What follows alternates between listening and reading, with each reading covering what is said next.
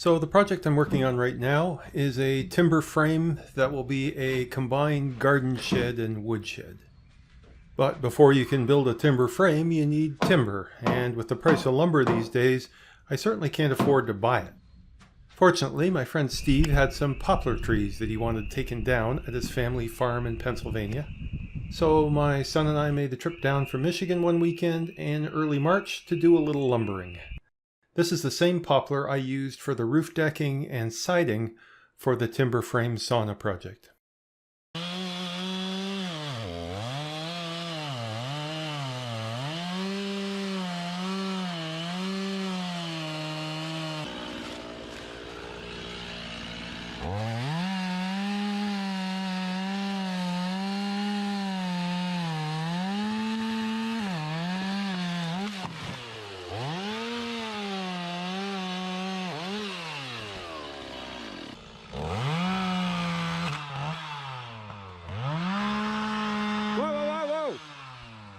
Your chain's off!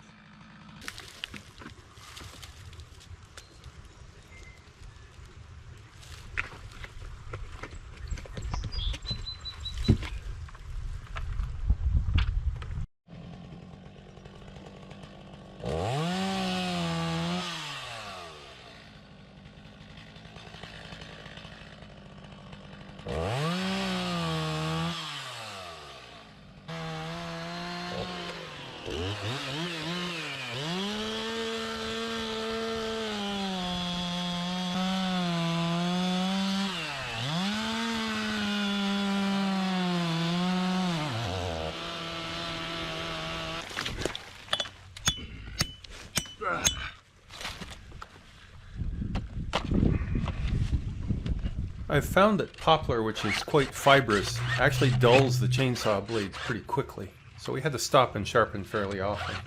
I will say I'm a big fan of this Stihl chainsaw sharpener rig. It includes both the round file for the teeth as well as a flat file that files down the raker and keeps the teeth cutting really effectively. I'd really strongly recommend it.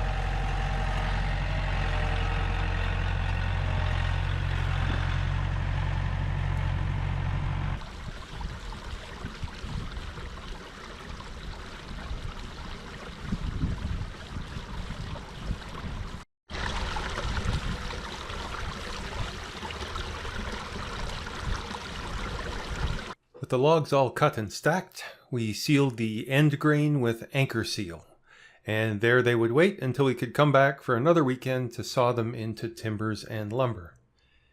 In a very strange sign of the times, while we were doing that, Steve's girlfriend, who happens to be a doctor, administered COVID-19 antibody tests.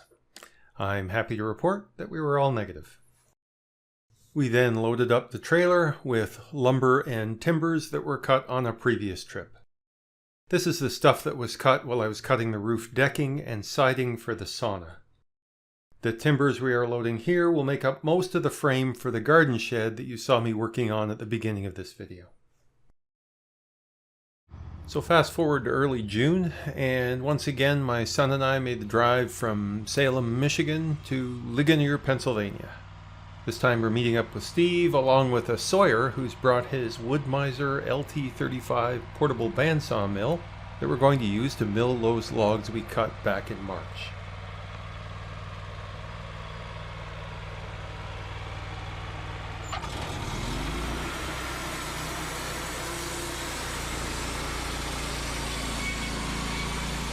I was impressed with this bandsaw mill. It has hydraulic arms to load logs, and hydraulics that make it easy to level, turn, and clamp the logs in place for milling. Clearly Kurt was impressed with this rig too. The first boards that come off the logs with bark edges get set aside temporarily. Once all the other boards and timbers are cut, Mike puts those boards with the waney edge back on the saw, and they're held upright to trim the board edges. We're lucky that Steve also has a couple of skid steers at the farm that make handling the logs and lumber easy as well. We use the larger skid steer with the grapple bucket for moving and loading logs, and we use the smaller skid steer with forks on it for moving the lumber. As the boards came off the saw, we stacked and stickered the boards directly on the forks so that you only have to handle the lumber once. It's a pretty efficient setup. We're able to keep Mike cutting steadily for over 11 hours that day. He said it's the most lumber he'd ever cut in a single day.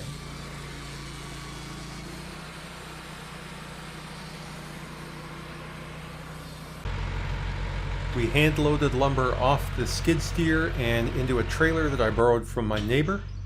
If I had a flatbed trailer, that too could have been done by machine. And as much as I appreciate the loan of my neighbor's trailer, it's a bit sketchy, with lights and brakes that don't work. I have a feeling I'm going to buy a trailer in my future. I somehow missed getting a shot of the stacks of lumber and timbers we left behind in Pennsylvania to be picked up on my next trip.